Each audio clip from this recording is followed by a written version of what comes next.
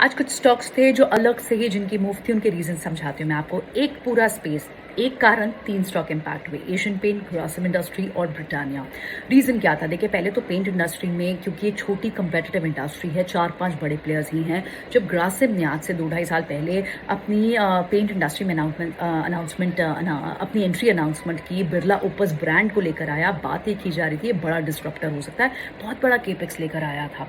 और अगर इंडस्ट्री छोटी है तो अगर कंपटीशन खींचेगा तो इन्हीं से तो खींचेगा। लेकिन आज एक ऐसी न्यूज़ आई जिससे इन तीनों स्टॉक में इम्पैक्ट आया। न्यूज़ क्या थी?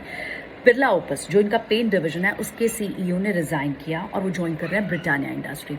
अब बिरला ओपस पहले ही स्ट्रगल कर रहा है, कोई 4-5 महीने से कोई बड़ी ग्रोथ नहीं दिखाई दी है। इनफैक्ट कई तरह की बातें निकल कर आती है। चैनल चेक से भी जो बात की जा रही थी कि कहीं ना कहीं क्या डीलर्स जो है, जो एशियन पेंट के जो एग्जिस्टिंग कस्टमर्स हैं, जो एग्जिस्टिंग पेंट कंपनीज हैं, उनके डीलर्स बिरला ओपस का सामान रख रहे हैं, उनको बेचना चाह रहे हैं। इसको लेकर भी चैनल चेक से कुछ ना कुछ न्यूज़ आती रही है। अब जब ग्रोथ के चैलेंजेस इस कंपनी में हैं, कंपटीशन फियर्स है, और अगर आपकी मैनेजमेंट, सीनियर मैनेजमेंट रिजाइन करता है, सीईओ रिजाइन करके जाता है, और वो भी एक स्टार परफॉर्मर, बिरला ओपस को यानी ग्रासिम इंडस्ट्रीज को उनके रेजिग्नेशन की न्यूज़ का नुकसान हुआ, स्टॉक गिरा। ब्रिटानिया इंडस्ट्री वो जा रहे हैं, वहाँ अच्छे नंबर्स थे, वो रीज़न तो था ही, लेकिन साथ ही क्योंकि एक स्टार परफॉर्मर वहाँ जा रहे हैं वो इम्पोर्टेंट था। और दूसरे का नुकसान, किसी का फायदा।